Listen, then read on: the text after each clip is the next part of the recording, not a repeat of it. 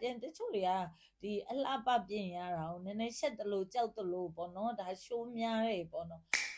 အဲ့တော့ကျမတို့နေ့စဉ်ဘဝမှာပေါ့နော်ကျမတပည့်တွေကိုပြောလို့ရှိတယ်မင်းတို့ပန်းပွင့်လေးတွေမြင်ချင်လားမိုက်တွေမြင်ချင်လားဆိုသူကပန်းပွင့်လေးမြင်ချင်တာပေါ့တဲ့အေးပေါ်လို့မင်းကပန်းပွင့်လေးမြင်ချင်တယ်လို့ပဲမင်းပတ်ဝန်းကျင်ကလည်းပန်းပွင့်လေးမြင်ချင်မှာပေါ့ဒါကြောင့်မို့ကိုပန်းပွင့်လေးကဲတော့ပဲကြည်ပျော်ရှိပျော်ဖြစ်အောင်ပြင်ဆင်တဲ့နေပေါ့နော်အဲ့တော့တခါတည်းတချို့တွေက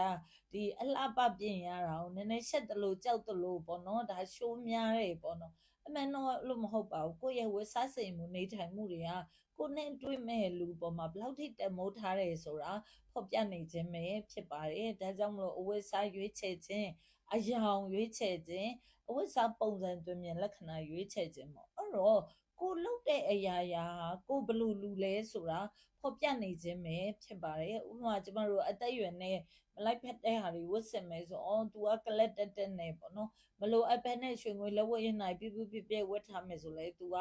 ကြွားဝါတက်တဲ့ဟိုတခြားလူတွေထဲငါတာလွန်နေဆိုတာကိုဖော်ပြတယ်ဒါမျိုးပေါ့နော်တကယ်တော့ပွဲတွေခဏတွေသွားတယ်ဖြစ်တယ်လို့ပဲဝတ်ဆင်သွားတယ်အိမ်နေရင်မဲဆိုတော့ဒီပွဲတွေခဏတွေ तू ကတမိုးမထောက်ဆိုတဲ့အဓိပ္ပာယ်ဖြစ်တာပေါ့နော်အဲ့တော့ကျမတို့ communication ဆိုတဲ့တစ်ဖက်ကို message ပေးတာဟာ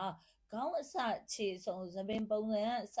စီးထားတဲ့ဖက်နှက်တိကျမတို့အရာရာတိုင်းဟာအကျော်ဝင်ပါတယ်ဒါကြောင့်မလို့ကိုယ့်ရဲ့ဝတ်စားစိမ်မှုနေထိုင်မှုတွေကိုတတိရှိရှိရွေးချယ်ကြဖို့ကျွန်မမျှဝေလိုက်ရခြင်းဖြစ်ပါ